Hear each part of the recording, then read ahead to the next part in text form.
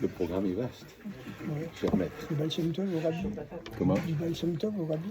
Alors effectivement, du Baal Shem Tov jusqu'à aujourd'hui. Oui, jusqu'à aujourd'hui. Excuse-moi. Vous savez, habituellement, le professeur prépare le sujet pour les élèves, pour un contrôle, mais j'ai l'impression aujourd'hui qu'il se sent également sous le contrôle du titre de notre conférence, du Baal Shem Tov jusqu'à nos jours. Et il a effectivement beaucoup de choses, il a tout dans la tête, il a tous les détails, et on lui demande de nous donner tout pour qu'on soit prêt à accueillir Mashiach. Merci, Rabbi. Bon, alors Shavua Tov et Chag Sameach, Yom Tov, et une bonne année, comme l'a dit Rav David, on se souhaite une bonne année dans l'étude de la Chassidoute, et surtout dans les bons comportements de la Chassidoute. Alors le sujet de ce soir, ça a l'air vaste. Effectivement, dans le titre, il y a écrit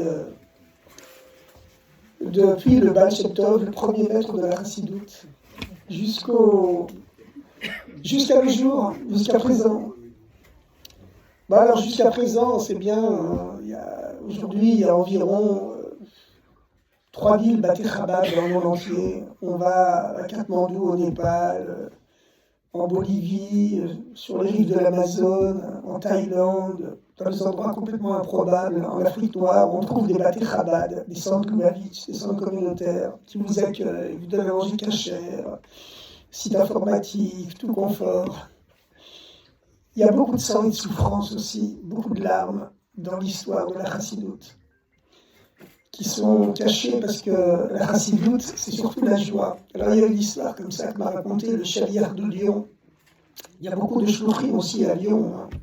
Il y en a 200 aujourd'hui, quasiment en région parisienne. Il y en a à Lyon aussi une vingtaine, je pense. Mais le Chaliar Rashi, qui était étudiant avec moi à la Yeshiva, à l'année 70, m'a raconté que une époque, il avait rendez-vous avec le maire de Lyon, c'était à la fin des années 70.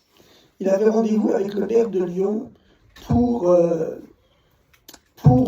disposer d'une école, une grande école, pour construire une école juive à Lyon. Et alors, le maire de Lyon lui a demandé, dites-moi, est-ce que Lubavitch fait partie des Rassidim? Des Rassidim. Alors, je ne sais pas s'il a dit Rassidim ou Hassidim, mais enfin, il a voulu dire Hassidim. Alors, Moulé Gorevitch, c'est le nom du shliach, il a eu peur de répondre oui, parce qu'il s'est dit peut-être qu'il a entendu que les Hassidim, ce sont des fanatiques, des terroristes, des gens dangereux. Il ne savait pas quoi répondre. Mais finalement, il n'a pas pu se retirer, il était obligé de dire la vérité. Il a dit oui, on fait partie des Hassidim. Alors le maire de Lyon a répondu « Ah, eh bien vous savez quoi? Je vais vous donner votre école. Parce que j'ai rencontré pas mal de juifs ashkénazes, surtout dans ma vie, et j'ai remarqué qu'ils font souvent la tête, ils ont souvent l'air tristes. Mais j'ai lu des livres sur le chassidisme qui disent que la base du chassidisme, c'est la joie, et que les chassidim sont toujours joyeux. Alors la joie, moi j'aime ça, je vous donne votre école. » Voilà, comme quoi la vérité, ça paye. Hein. Alors effectivement, le premier maître du chassidisme, il a fait une grande révolution dans le judaïsme, une grande révolution en disant que la simcha, la joie, ce n'est pas dans le compte précis des 613 commandements de la Torah, parce que c'est plus haut que tous les commandements. C'est plus haut que tous les commandements. C'est la base du service de Dieu. Quand on est Bessimra, quand on est joyeux, on est mieux armé pour affronter son propre mauvais penchant. Vous savez, il y a une métaphore qui est dite dans le Tanya, le livre de base de la Chassidut Chabad, c'est que lorsque deux hommes combattent, un est très costaud mais il est triste. L'autre, il est tout faiblard, mais il est joyeux. C'est le petit faiblard, c'est le joyeux qui gagnera. Parce que c'est la joie qui fait remporter les victoires, à plus forte raison contre l'ennemi intérieur, l'ennemi spirituel intérieur qu'on a toujours en nous. Alors l'histoire de la chassidoute, elle commence par le Rabbi Israël Baal Shem Tov. Rabbi Israël Baal Shem Tov, il est né en 1698. Donc ça fait combien de temps maintenant 1700, 1800, 1900, 2000, ça fait 226 ans, bravo. Et vous savez que c'était dans le calendrier juif, c'était l'année 5448. 5448. Et l'année 5448, donc encore 2 ans, on est en 5450. Et puis le Baal Shem Tov, il a pris de l'âge, il a atteint l'an 5500, il a dépassé l'année 5500. Et puis, vous savez que l'année 5500, c'est une année charnière dans l'histoire de l'humanité. Parce que le monde tel qu'il est doit durer maximum 6000 ans. Ça ne veut pas dire qu'il faudra attendre 6000 ans pour que le Mashiach vienne, hein. On ne va pas encore attendre 200 ans.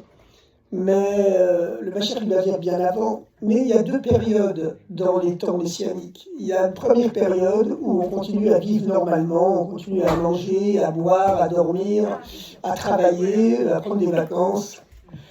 Et puis, voilà. Mais la seule différence, c'est que le Mashiach, il instaure la paix dans le monde. Donc il y a toute une évolution de l'humanité, il y a la paix dans le monde. Et puis, il ramène tous les Juifs du monde en Eretz Israël, il reconstruit le 3e temple. Mais on continue à vivre normalement. Puis il y a une deuxième période, ça c'est à partir de l'an 6000. Alors là, il y a la résurrection des morts, le monde entre vraiment dans une ère surnaturelle.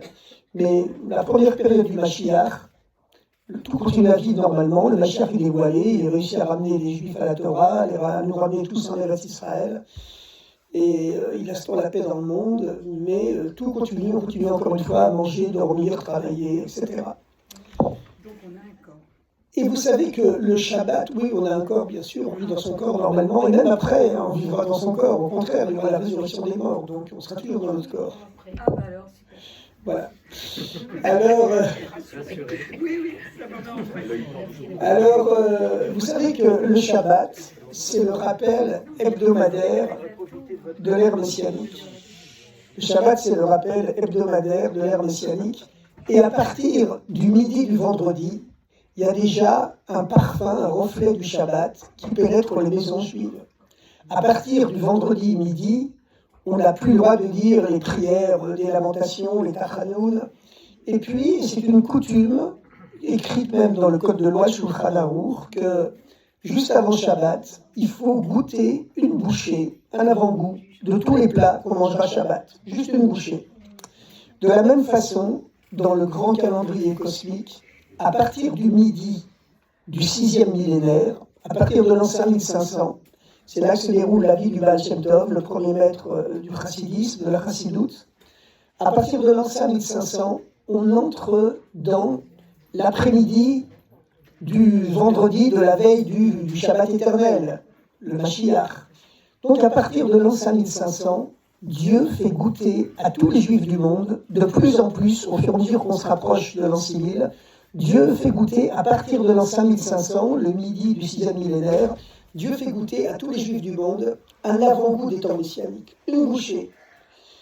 La meilleure preuve, c'est que Dieu a rendu à notre époque la terre d'Israël au peuple juif.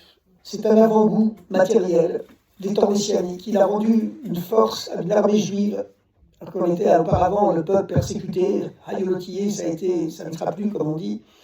C'est un avant-goût des temps messianiques. Au temps messianique, il n'y aura plus besoin d'armée, il y aura la paix universelle, mais en attendant, au moins, le peuple juif a de quoi se défendre. C'est quand même un avant-goût des temps messianiques. Et puis, surtout, il y a un avant-goût spirituel des temps messianiques. Qu'est-ce que c'est l'avant-goût spirituel des temps messianiques ? Eh bien, c'est, vous savez que quand Mashiach viendra, il dévoilera un sens tellement profond dans la Torah qu'on aura l'impression que c'est une nouvelle Torah. Il n'y aura pas une seule lettre qui sera changée dans la Torah, pas une seule lettre, mais le sens que dévoilera le Mashiach sera tellement profond, on aura l'impression que c'est révolutionnaire, c'est une nouvelle Torah. Comme il est écrit dans les prophètes, Torah Chadasha, une nouvelle Torah sortira de moi. Eh bien, la Chassidoute, c'est un avant-goût également de cette Torah du Mashiach. Vous savez qu'il y a 3 niveaux basiques de compréhension de la Torah qui sont symbolisés par 3 sortes de liquides. Le premier niveau, c'est le sens simple de la Torah, il est symbolisé par l'eau.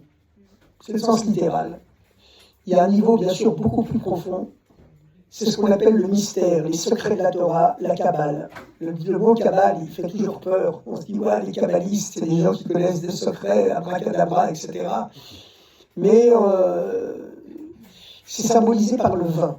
Et d'ailleurs, la valeur numérique du mot vin, yaïn en hébreu, c'est le même chiffre, 70, que la valeur numérique, la gematria, du mot sod, qui veut dire le mystère. Le vin rentre, le secret sort. Dans tous les bons romans d'espionnage, le bon agent secret réussit à saouler son ennemi jusqu'à ce qu'il lui confie tous ses secrets les plus intimes. Bon, c'est le vin symbolise les secrets, la dimension secrète de la Torah. Mais la dimension secrète de la Torah, pendant toute l'histoire du judaïsme, jusqu'au dévoilement de la Chassidoute, elle était réservée uniquement à de très grands maîtres, qui se la transmettaient de génération en génération à certains disciples qu'ils estimaient dignes. Et le grand public, l'écrasante majorité du peuple juif, n'y avait pas accès. Et qu'est-ce qui s'est passé avec la révolution du chassidisme, de la chassidoute? C'est que le premier maître de la chassidoute, il a fait cette révolution. Il a décidé que puisqu'on est rentré dans l'après-midi du 6e millénaire, la veille du Shabbat éternel, la veille du 7e millénaire, le moment est venu de donner à tous les juifs du monde un avant-goût des temps messianiques, c'est-à-dire de dévoiler à tous les juifs du monde ces secrets de la Torah, un avant-goût, une bouchée de ces secrets de la Torah, de ce sens tellement profond de la Torah qu'on aura l'impression que c'est une nouvelle Torah. Cette Torah, ce sens profond que dévoilera le Mashiach. Et d'où est venue au Baal Shem Tov cette idée? C'est que le Baal Shem Tov, vous savez, il faisait partie de ces très grands maîtres spirituels qui avaient des pouvoirs surnaturels. Et il y a de très grands maîtres spirituels, bon, c'est pas nouveau dans le judaïsme, on en parle déjà dans le Talmud. Il avait cette possibilité de sortir de son corps et de son vivant, de s'élever dans les mondes supérieurs, les mondes spirituels qui nous relient à Dieu. Vous savez que le monde matériel dans lequel on vit n'est pas le seul monde qui existe. Entre nous et Dieu, il y a toute une chaîne de mondes spirituels qui s'enchaînent les uns les autres, et notre monde à nous, c'est le dernier de la chaîne. Il existe 4 mondes spirituels principaux qui correspondent aux 4 lettres du nom de Dieu. Et à travers ces 4 mondes, la lumière divine se voile progressivement jusqu'à ce qu'elle arrive dans notre monde à nous. Quand elle arrive dans notre monde à nous, la lumière divine se voile complètement. Et les très grands maîtres spirituels, ils ont le pouvoir de quitter leur enveloppe corporelle et de s'élever dans les mondes spirituels et de revenir après dans ce monde. Il existe une lettre du Baal Shem Tov qu'il a écrit à son beau-frère qui était Rosh Yeshiva dans une yeshiva kabbaliste à Jérusalem, dans laquelle le Baal Shem Tov lui raconte une expérience spirituelle extraordinaire qu'il a fait un jour. Le Baal Shem Tov écrit à son beau-frère, Rabbi Gershom de Kitov, il lui écrit « Écoute, Rosh Hashanah dernier, mon âme a quitté mon corps pendant la prière, et je suis monté dans les mondes supérieurs. » Il lui écrit en détail, c'est une très longue lettre, il me faudrait 20 minutes presque pour vous la lire, mais je vous la synthétise en quelques mots. Le Baal Shem Tov écrit avec force détail, il lui écrit « J'ai vu des milliers d'âmes qui venaient à ma rencontre dans une joie indescriptible, une joie que je n'aurais jamais pu imaginer de ma vie qu'une telle joie soit possible. Et je pensais même que j'avais quitté mon corps définitivement, que je ne reviendrais plus sur Terre. Mais les âmes m'ont réconforté en me disant « Pas du tout, tu es venu ici pour prendre des bénédictions, pour les ramener sur Terre, en faire profiter toute l'humanité. » Et je suis monté de niveau en niveau jusqu'à ce que je me trouve en présence du Mashiach. Et j'ai demandé au Mashiach, quand viendras-tu, maître? Et le Mashiach m'a répondu, quand les secrets de la Torah que tu connais jailliront dans le monde entier, à ce moment-là, je viendrai. C'est la fameuse phrase, lorsque jailliront tes sources, Chotza, à l'extérieur, à ce moment-là, je viendrai. Et le Baal Shem Tov a regagné son corps, et il a commencé ce travail, cette mission que lui avait confiée le Mashiach, commencer à diffuser à tous les juifs du monde les secrets de la Torah. C'était une grande révolution, c'était complètement inhabituel. Et en vérité, je vous ai dit, il existe 3 niveaux de compréhension de la Torah. Le premier niveau, c'est l'eau, le sens simple, littéral. Beaucoup plus profondément, c'est le secret de la Torah, la Kabbalah. Kabbalah signifie réception en hébreu, c'est-à-dire du mot les kabel, qui veut dire recevoir. C'est-à-dire que les secrets de la Kabbalah ne sont pas le fruit d'une réflexion, ils sont le fruit d'une réception. C'est-à-dire que les kabbalistes sont des gens qui ont une telle pureté spirituelle, qui se vident tellement de tout leur ego, qu'une fois qu'ils sont devenus vides de tout leur ego, ils sont capables de recevoir, comme le dit le terme Kabbalah, les Kabbel, recevoir, réception, ils sont capables de recevoir des vérités divines, et en général, ils reçoivent l'initiation par le prophète Élie, qui descend du Gan Eden, il descend du ciel pour leur transmettre les secrets de la Torah. Ça, c'est le niveau du Sod, le niveau du mystère qui est symbolisé par le vin. Mais il existe encore un niveau plus profond. Ça, c'est le niveau des secrets de la Torah que dévoilera le Mashiach. Il n'est pas comparé à l'eau ni au vin, il est comparé à l'huile.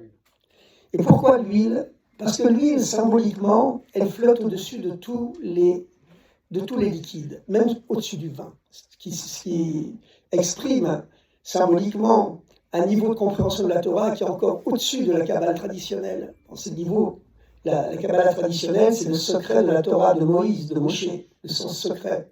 Mais l'huile, ça symbolise les secrets de la Torah que dévoilera le Mashiach. L'huile, sa particularité principale, c'est pas seulement qu'elle flotte au-dessus de tous les liquides. Tous les liquides éteignent le feu, et l'huile, au contraire, miraculeusement, c'est elle qui allume le feu, qui l'entretient. Et surtout, l'huile, elle a cette double particularité paradoxale, c'est qu'elle ne se mêle à rien, et en même temps, elle pénètre tout.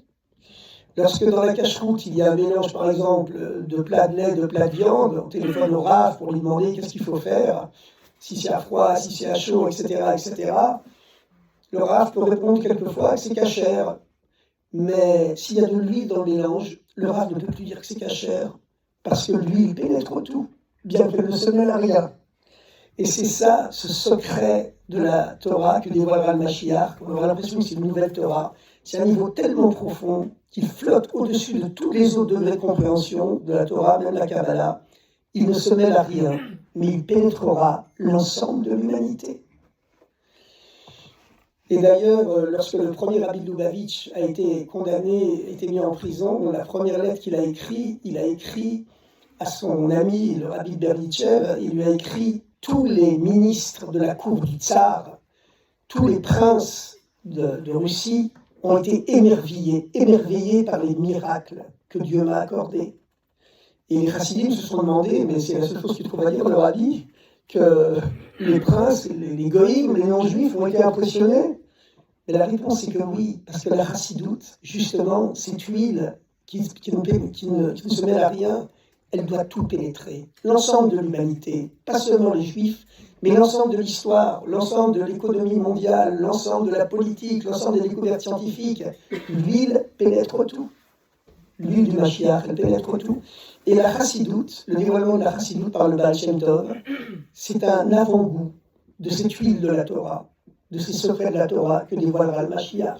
C'est aussi un approfondissement des secrets de la Kabbalah, mais c'est plus seulement les secrets de la Torah de Moïse, c'est déjà un avant-goût de la Torah du Mashiach.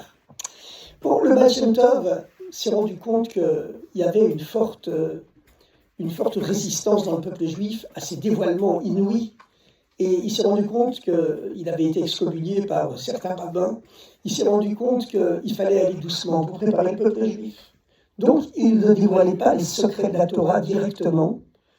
Vous savez, c'est comme quelqu'un qui a vécu dans une caverne obscure toute sa vie. On ne peut pas le sortir en plein midi au soleil, il risque de devenir carrément aveugle. Donc, il fallait préparer le peuple juif petit à petit. Et qu'est-ce qu'il faisait? Il envoyait ses chassidim sur les places des marchés, les jours de grande affluence. Et les chassidim se faisaient remarquer en faisant des calipettes, en jonglant avec des patates, des oignons. Et lorsqu'il y avait des gens qui s'étaient réunis autour d'eux, il racontait ces petites anecdotes, ces paraboles, ces allégories, ces petites histoires dans lesquelles il y avait caché les secrets de la Torah. Et les gens ne comprenaient pas directement les secrets de la Torah, mais ils ressentaient que derrière ces paraboles, ces allégories, ces contes, il y avait quelque chose de plus profond qui apparaissait. Et c'est ainsi que le Baal Shem Tov préparait le monde à la venue du Mashiach.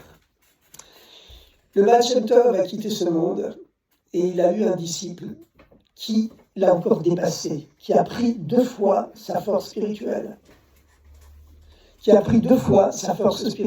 Tout le monde entend bien là, avec ce micro. Alors il a eu un disciple qui a pris 2 fois sa force spirituelle, qui l'a encore dépassé, qui est monté sur ses épaules pour voir plus loin que lui encore. C'était le rabbi Dov Ber de Mezerich. Alors vous savez, c'est pas exceptionnel dans l'histoire du judaïsme qu'un maître ait un disciple qui le dépasse. On dit qu'il y en a 2 qui sont jamais jaloux, c'est un père de son fils et un maître de ses élèves. Et on voit cette histoire déjà dans le Tanakh, dans la Bible, avec la fameuse histoire du prophète Élie, Eliyahu Hanavi, et son disciple, Élisée. Il y a une fameuse histoire qui est racontée dans la Bible, dans le Tanakh, que Eliyahu Hanavi frappe les eaux du Jourdain pour sortir d'Eretz Israël, puisque le Jourdain marque la frontière, et les eaux du Jourdain s'ouvrent. Et il rentre dans le Jourdain à pied sec, entre 2 murs d'eau, avec son disciple Élisha. Et il demande à Élisha et Élisée, quel est ton vœu le plus cher? Élisha et Élisée répond, prendre 2 fois ta force. Et Eliyahu Hanavi lui répond, si tout à l'heure tu vois un char de feu attelé à des chevaux de feu, qui va venir prendre mon corps et emmener mon corps au ciel, tu prendras 2 fois ma force. Mais sinon, non. Ils ressortent du Jourdain, le prophète Élie frappe de nouveau les eaux du Jourdain d'un pan de son manteau, les eaux du Jourdain se referment, et quelques instants plus tard, les yeux de Élisha s'ouvrent, et il voit un char de feu attelé à des chevaux de feu qui se posent sur la terre, et Eliyahu Hanavi qui monte avec son corps dans ce char de feu et qui remonte dans ce char de feu au ciel. C'est la seule fois dans toute l'histoire du judaïsme où on raconte qu'un maître spirituel est remonté avec son corps au ciel, tellement il avait réussi à raffiner son corps. La même chose entre le Baal Shem Tov et son disciple le Maggid de Mezerich. On dit aussi que c'est la raison pour laquelle le prophète Élie avait ressuscité 1 fois un mort et son disciple Élisha ressuscita 2 fois un mort. De la même façon, on dit que le Maggid de Mezerich a pris 2 fois la force du Baal Shem Tov. Il a eu 2 fois plus d'élèves que le Baal Shem Tov, qui en avait eu 60 principaux. Lui, il en a eu 120 dans sa yeshiva. Bon, la quantité n'est pas toujours une preuve de grandeur spirituelle. Chez certains maîtres, quelquefois elle l'est, comme le dit le proverbe, la quantité ajoute à la qualité. Eh bien, le Maggid de Mezerich, lui, il a une qualité, alors il était complètement différent du Baal Shem Tov. Le Baal Shem Tov, tous les samedis soirs, il prenait son carrosse et il partait avec ses disciples, les Chassidim. Et il y avait un cocher qui n'était pas juif, qui s'appelait Ivan. Et ce cocher, au bout de quelques kilomètres, il s'endormait. Et le carrosse du Baal Shem Tov quittait la route et il s'engageait dans des chemins improbables. Il passait des rivières, des torrents, des précipices, escaladait les collines, les montagnes. Et il arrivait dans des endroits où le Baal Shem Tov devait exécuter une mission. Et le cocher dormait toujours et les chevaux ramenaient la mission exécutée. Le Baal Shem Tov et ses disciples dans la ville de Medzibotch où il était. Le Baal Shem Tov était un être complètement spirituel, complètement surnaturel. Il voyageait tout le temps pour diffuser partout la Torah. Il est comparable en cela à Abraham, qui est le père du peuple juif. Comme lui, il est devenu le père du chassidisme. Son deuxième maître, il était le Maggid de Mezerich. Lui, il ne bougeait pas, ne voyageait pas. Il restait dans sa ville, il attendait que les gens viennent le voir. Il était comparable à Yitzhak. qui avait reçu l'interdiction de Dieu de quitter la terre d'Israël. Et de la même façon que Yitzhak, on l'appelle le creuseur de puits, parce qu'il passait son temps à creuser des puits. Et en vérité, il y a quelque chose de beaucoup plus profond, c'est que dans la dialectique Abraham-Yitzhak, Abraham voyageait partout pour verser sur le monde l'eau qui symbolise la connaissance de Dieu. Mais Yitzhak, lui, il savait que l'eau, elle est déjà au fond de chaque être humain. Il faut creuser comme on creuse un puits. Et l'eau, elle remonte directement, du bas vers le haut.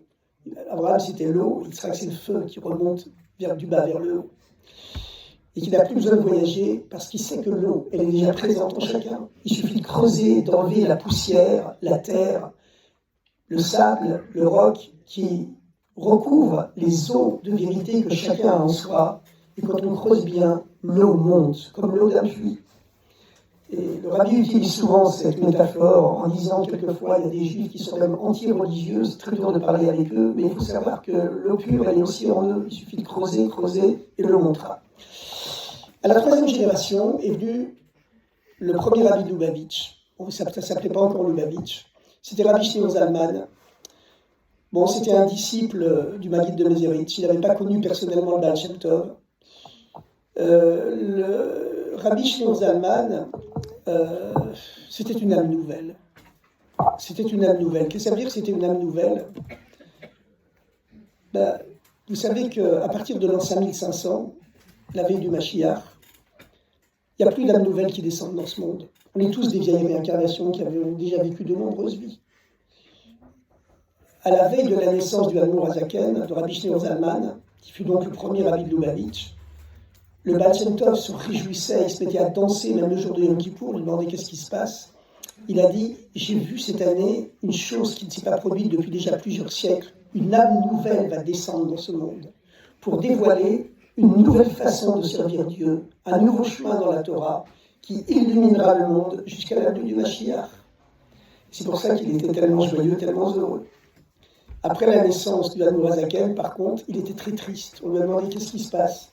Il dit, j'ai vu que cette âme nouvelle connaîtra une très forte opposition. Il y aura une très grande résistance qui condamnera cette âme nouvelle, qui sera obligée de les combattre. Et le Baal Shem Tov a interdit que le Admor Hazaken entende parler de lui. Il a reçu l'interdiction du ciel de rencontrer le Admor Hazaken, Rabbi Shneur Zalman, pour ne pas l'influencer. Parce qu'il était impossible de rencontrer le Baal Shem Tov sans être influencé par lui. Et le Baal Shem Tov, c'était le chassidisme du cœur. Le Admor Hazaken, c'est le chassidisme de l'intellect. Et l'intellect, comme physiquement la tête est plus haute que le cœur, l'intellect, l'esprit, il est aussi spirituellement supérieur au cœur. Tout le but de la vie, c'est que l'intellect, l'esprit, domine le cœur et ne se laisse pas dominer par le cœur. Une fois, un des rabbis de Lubavitch a rencontré le père de la psychanalyse, Sigmund Freud, à Vienne. Et Freud a demandé au rabbi, qu'est-ce que vous faites dans la vie? Le rabbi a dit, j'enseigne la chassidoute. Freud a demandé au rabbi, c'est le rabbi Rachab, Rabbi Shalom Delber, le 5e rabbi de Lubavitch, il lui a demandé, qu'est-ce que c'est la chassidoute? Et le rabbi a répondu, la chassidoute, c'est que l'esprit, l'intellect, enseigne au cœur ce que lui, le cœur, doit désirer. Et Freud s'est interloqué, il a dit, mais c'est impossible. L'intellect, le cerveau et le cœur, ce sont deux ennemis. Impossible de les faire communiquer. Et le rabbi a répondu, au moins jeter une ligne téléphonique entre les deux. Bon, on est à l'époque du Maguide de Mezerich. Alors le Maguide de Mezerich, vous savez, c'est le deuxième jour de la création, comme le Baal Shem Tov était le premier jour de la création. Donc le premier jour, Dieu a créé l'eau et la lumière, ça va tout seul. Le deuxième jour, Dieu a divisé tout ce qui existe, c'est la rigueur, le jour de la rigueur. Alors le Maguide, lui, il a structuré toute l'Europe centrale en envoyant un chaliar qui est devenu le rabbi dans son domaine. Et de façon extrêmement rationnelle. Bon, troisième génération, c'est déjà Rabbi Shneur Zalman. Qu'est-ce qui se passe avec Rabbi Shneur Zalman? Rabbi Shneur Zalman, on se trouve déjà à la fin du XVIIIe siècle, début du XIXe siècle. Il décide que le moment est venu de ne plus dévoiler les secrets de la Torah uniquement par des petites histoires, par des anecdotes.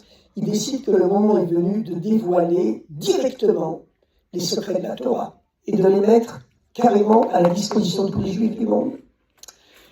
Et alors qu'il commence ce travail, il écrit un livre qui au départ fait 53 chapitres, qu'on appelle le Tanya. Et dans ce livre, il commence à dévoiler directement les secrets de la Torah à tous les Juifs du monde. Et puis, il y a de grands obstacles dans sa vie. Il y a de grands obstacles dans sa vie. Et il se rend compte qu'il reçoit des messages du ciel, qu'on ne le laissera pas continuer. Et il ne sait plus quoi faire. Et il fait comprendre au Chassidim que lui-même va bientôt quitter ce monde. Et c'est une histoire les plus tragiques, hein, les plus émouvantes, les plus impressionnantes dans toute l'histoire de la Chassidoute. C'est sa fille, qui s'appelle Dvorah Léa, qui va se sacrifier pour son père. Les Chassidim, les grands Chassidim, et ses enfants comprennent que la vie du Admor Saken est en danger, qu'il est condamné par une accusation céleste, parce qu'il a trop dévoilé les secrets de la Torah dans son livre. Et sa fille décide de se sacrifier pour son père. Elle va trouver 3 grands rabbins, 3 rabbinim. Elle leur dit, je vous demande de m'écouter, de répondre amen à ce que je vais dire, sans poser de questions. 3 devant l'Arche Sainte, la Kodesh, ouvert devant les rouleaux de la Torah. Les 3 rabbinim disent, excusez-nous, on veut savoir de quoi il s'agit. Et la fille du rabbi répond, non, je vous demande de me poser aucune question, de faire un tribunal, un psakdin, devant l'Arche Sainte, avec les rouleaux ouverts devant vous, et de répondre amen à ce que je dirais. Les 3 rabbinim répondent, écoutez, on va se concerter d'abord. Et ils se concertent toute la nuit. Et finalement, ils arrivent à la conclusion que la fille du rabbi, elle est beaucoup plus proche d'eux que son père. Elle connaît beaucoup mieux tout ce qui se passe dans la relation entre Dieu et son père. Et finalement, ils acceptent. Et au matin, après toute une nuit de discussion, au dernier moment, il y en a un qui a essayé de se défiler, et puis les autres ont quand même réussi à le convaincre. Ils disent à Dvorah Léa qu'ils sont d'accord. Ça se passe à la veille de Rosh Hashanah. Et la fille du rabbi ouvre l'Arche Sainte, et devant les rouleaux de la Torah, elle dit, je décide de donner ma vie à la place de la vie de mon père, que je parte de ce monde et que lui reste dans ce monde pour dévoiler les secrets de la Torah, les secrets de la Chassidoute qui sont comparés à l'huile. Et les 3 sont obligés et répondent amen. Et quelques jours plus tard, c'est Rosh Hashanah. Et alors que chaque année, le rabbi bénit chacun de ses enfants en disant la fameuse phrase « Lesha Tova Tikater et Tichatem » pour une bonne année, que tu sois écrit, que tu sois signé, quand il arrive devant sa fille Dvorah Léa, ces mots s'étranglent dans sa bouche et il dit « Lesha Tova Ti », il n'arrive plus à prononcer les mots. Et Dvorah Léa l'interrompt en lui disant « Ne dis rien, père, ne dis rien ». Et la nuit, elle tombe malade. Et 2 jours après, le jour de Tzom Gedalia, le lendemain de Rosh Hashanah, elle quitte ce monde, en laissant un orphelin qui deviendra le 3e rabbi de Lubavitch et qui sera éduqué par son grand-père, le Admor Zaken. Mais malgré le sacrifice de sa fille, le décret céleste n'était pas enlevé, parce que le dévoilement des secrets de la Torah, c'était quelque chose de cette huile de la Torah qui est déjà à l'avant-goût des temps messianiques. C'était une révolution tellement radicale qu'il y avait une très forte opposition spirituelle dans les mondes supérieurs. Si bien que, quelques années plus tard, le carrosse noir des condamnés à mort, en Russie tsariste de l'époque, c'était en 1798, s'arrête dans la ville de Liadi, où habitait l'Admor Zaken. Et les soldats descendent et font savoir que Rabbi Shimon Zalman est accusé de crimes de lèse-majesté, de rébellion contre l'État, et qu'il va être emmené en prison. Alors chez les Chassidim, c'est l'affolement. Et le Admor Zaken lui-même se réfugie dans une arrière-cour et il demande conseil à un de ses Chassidim, après avoir réfléchi quelque temps. et il consulte un de ses chassidim. Alors, les chassidim, à l'époque, c'était des gens particuliers. Et ils avaient un comportement parfois pittoresque qu'on ne trouve plus vraiment aujourd'hui. Il consulte un de ses chassidim qui était réputé pour son insolence. Et il lui demande, c'était le Rav Shmuel Munkes, il lui demande, Shmuel, est-ce que je dois monter dans ce carrosse? Je dois me laisser emprisonner? Ou je dois m'enfuir? Et le chassid, avec son insolence habituelle, lui répond, je ne comprends pas votre question. Si vous êtes un rabbi, les balles ricocheront sur votre corps.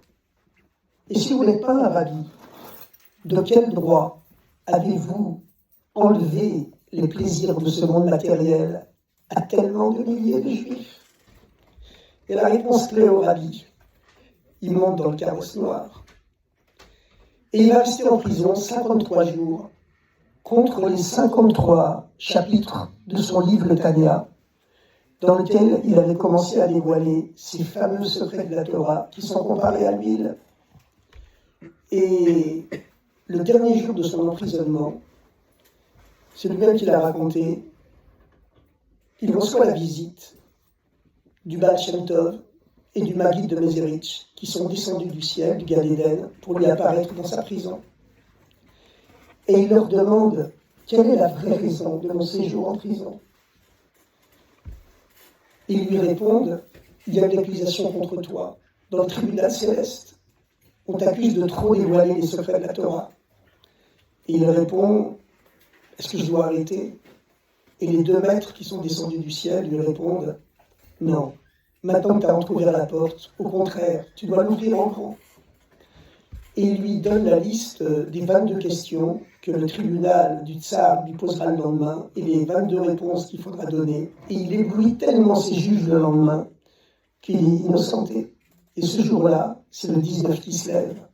C'est ce jour-là donc que le tribunal céleste a mis son verdict, qu'il accepte finalement que le moment est venu de dévoiler au grand jour les secrets de la Torah. Cette huile de la Torah, cet avant-goût de la Torah des temps messianiques. Donc, c'est une nouvelle période qui commence pour le peuple juif. Est-ce qu'il y a des questions à poser jusque-là? Bon, c'est marrant parce qu'il y a un écho ici, j'entends ma voix qui sort quelques instants après avoir parlé. C'est comme ça pour tout le monde? Oui, aussi, oui, parce que le son qui sort de l'enceinte se répercute dans votre micro. Ah oui, c'était comme ça aussi quand David avait parlé tout à l'heure. En fait, l'idée c'est de poser l'enceinte là-bas pour que Bon, tout le monde entend bien quand même. Parce que c'est un peu... Ça vous gêne peut-être? Ouais, ça me gêne. faut éloigner Je m'entends parler après avoir parlé, c'est bizarre.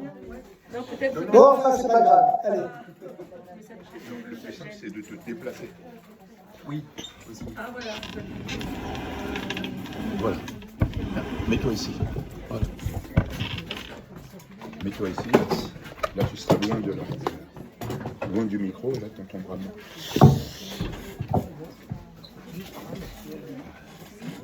J'essaye.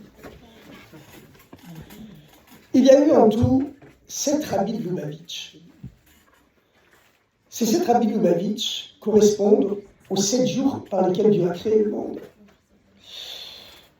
Alors vous savez que lorsque le Hagour Azaken était en prison, quand il est comparu devant ses juges, ils l'ont interrogé sur des concepts de la Kabbale qu'il expliquait dans ses livres. Parce que quand Dieu a créé le monde en 7 jours, ça signifie qu'il y a 7 différentes manifestations de Dieu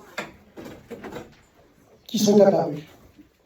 C'est ce qu'on appelle dans le langage de la Kabbalah les sphirotes. Pourquoi sphirotes? Parce que la sphère n'a ni haut ni bas, parce qu'elle symbolise l'infini. Le premier jour, c'est la sphira de la bonté divine qui s'est dévoilée. Et c'est pour ça que le premier jour, la sphira de la bonté divine a créé des choses qui lui ressemblent, c'est-à-dire l'eau et la lumière. Le deuxième jour, au contraire, c'est la sphira de la rigueur, de la sévérité qui s'est dévoilée. Et c'est pour ça qu'elle a dissocié, elle a divisé tout ce qui existe. Selon la terminologie biblique, Elle a séparé les eaux d'en haut, c'est-à-dire les plaisirs spirituels, puisque l'eau symbolise le plaisir. Elle a séparé les eaux d'en haut des eaux d'en bas, c'est-à-dire les plaisirs matériels. Elle a dissocié la spiritualité de la matérialité, alors qu'au départ, tout était uni. Le troisième jour, donc le premier jour c'est la bonté, le deuxième jour c'est la rigueur. D'ailleurs, vous remarquez que dans les 7 jours de la création, chaque jour est ponctué d'un verset de la Torah qui dit « Dieu vit que ce qu'il avait fait était bien ». Sauf le deuxième jour, quand s'est dévoilée la rigueur divine. Parce que lorsque la rigueur divine se dévoile, même Dieu lui-même ne dit pas que ce qu'il a fait c'est bien. Même si c'était indispensable pour la création du monde. Tous les conflits qu'il y a dans le monde encore aujourd'hui viennent de cette rigueur du deuxième jour. Le troisième jour s'est dévoilé une nouvelle sphira, une nouvelle manifestation de Dieu. En très bon français, on dit une épiphanie. Une troisième manifestation de Dieu qu'on appelle Tiferet Rachamim, la miséricorde divine. La miséricorde, elle est plus haute, pas seulement que la rigueur du deuxième jour, mais elle est même plus haut que la bonté, que l'amour pur du premier jour qui avait enfanté l'eau et la lumière. Comme elle est plus haute que les deux, elle peut réconcilier les deux. Elle ne donne tort à personne, mais elle les inclut dans une lumière plus haute. Et elle penche quand même du côté de la bonté. Et ainsi de suite, ce triptyque, bonté, sévérité, miséricorde, se répercute ensuite dans 3 sphirotes plus bas, qu'on appelle dans la Kabbalah Netzach, la victoire, qui crée les étoiles, les planètes, le 4e jour de la création. Hod, la majesté, qui est également l'humilité, le Yesod, le fondement. Et toutes ces sphirotes correspondent aussi à des organes du corps humain.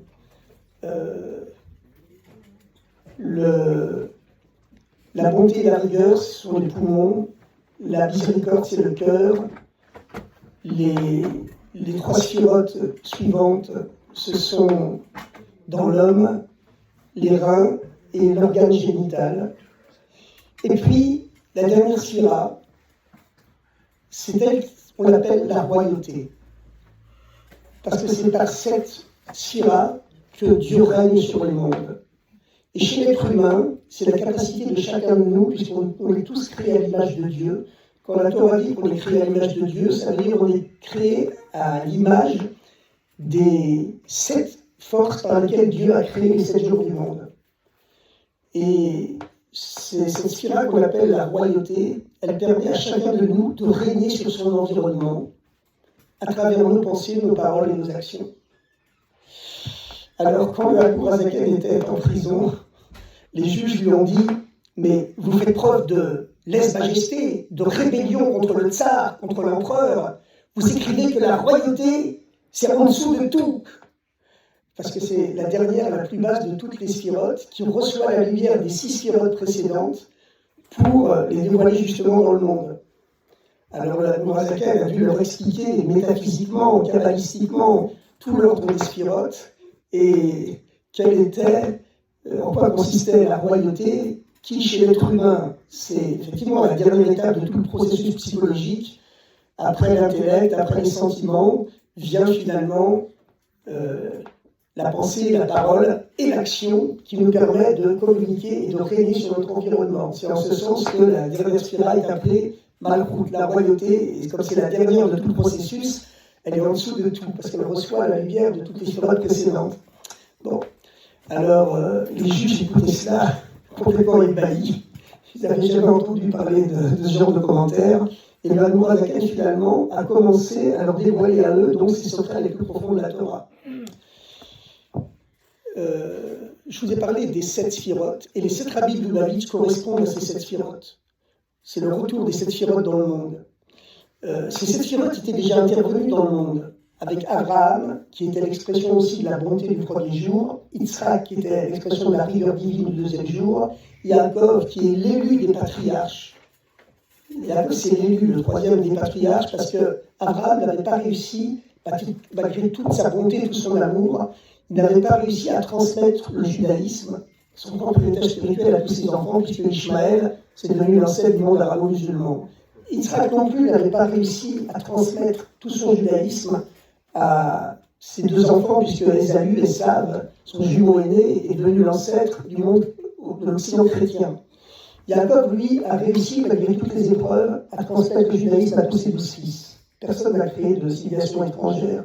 C'est l'élu des patriarches parce qu'il est l'expression de la miséricorde divine, qui est plus haute à la fois que la bonté du premier jour qui a créé l'eau et la lumière, et la rigueur du deuxième jour qui a divisé tout ce qui existe.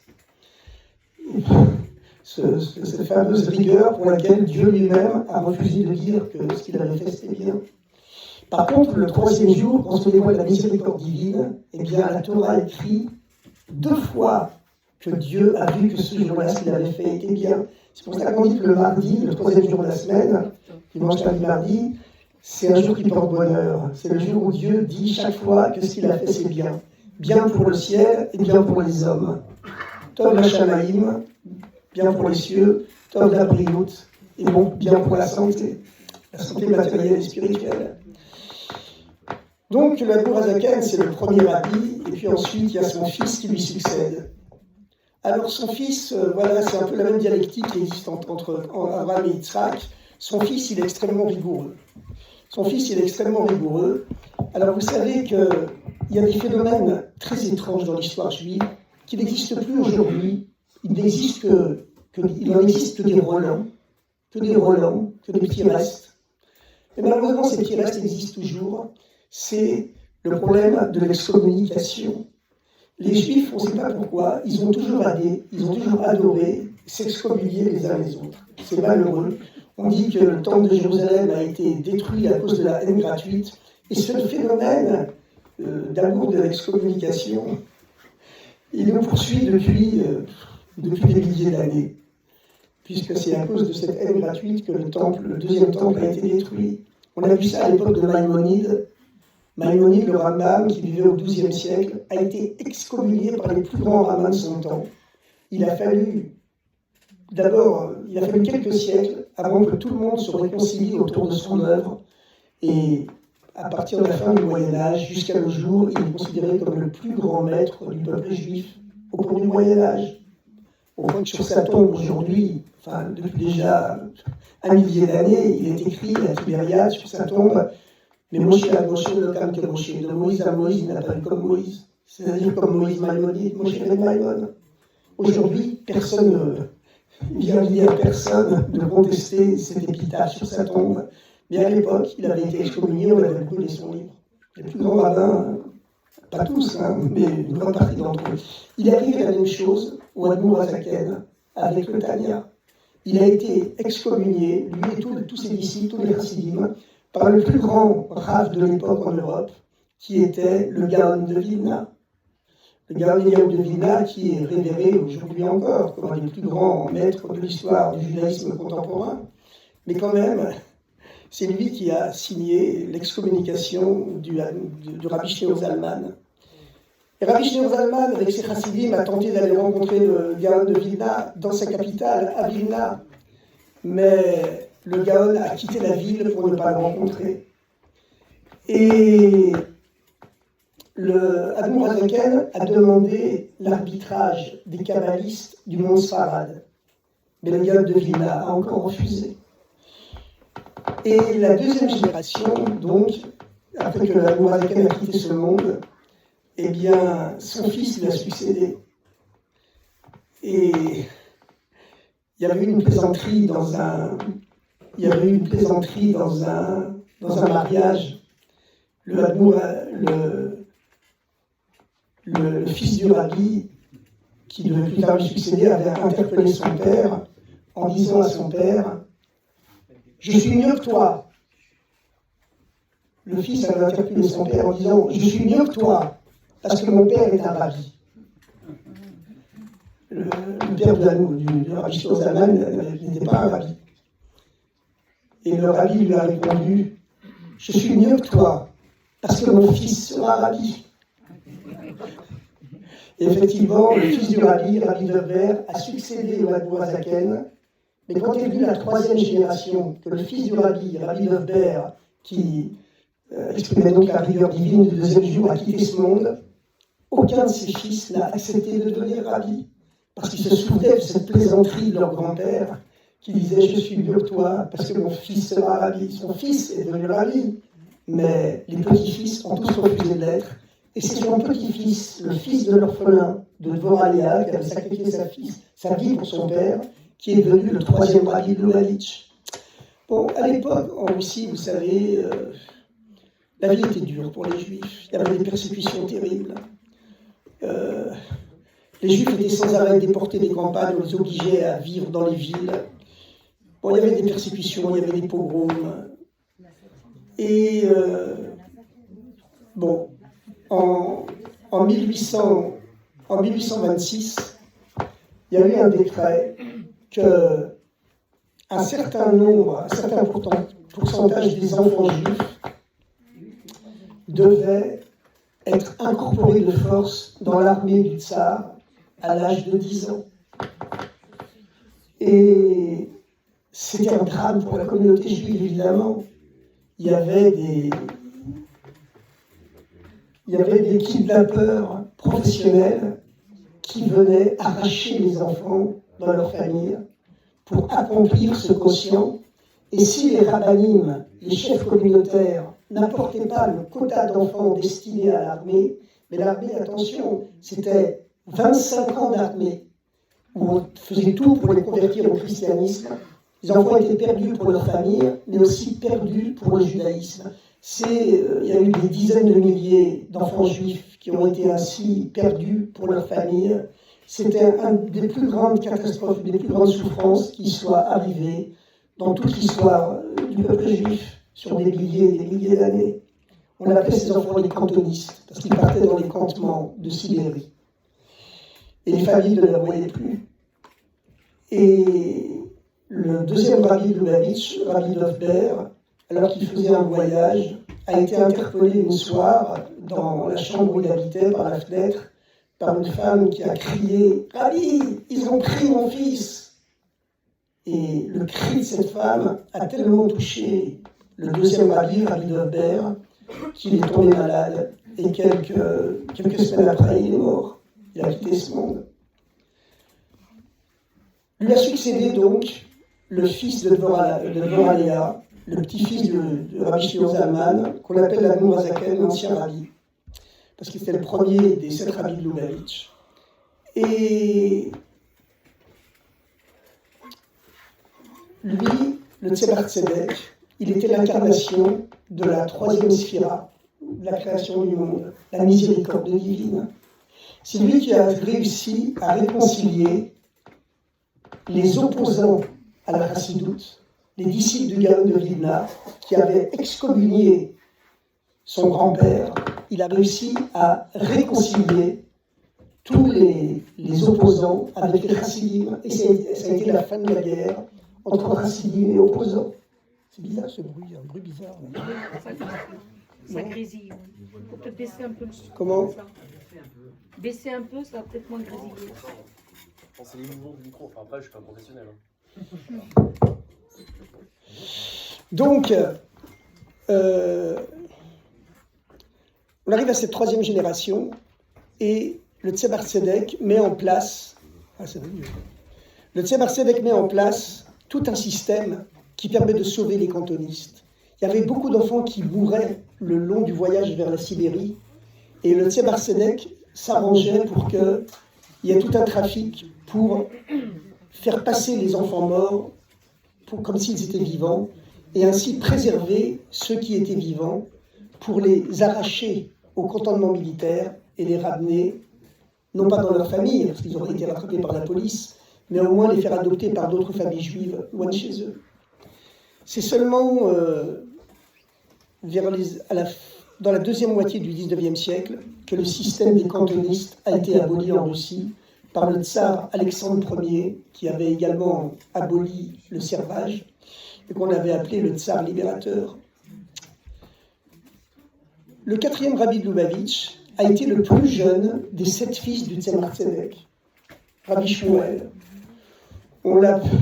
C'était un rabbi exceptionnel, bon, comme tous les rabbis. Mais vous savez quoi? Je vais vous dire une chose.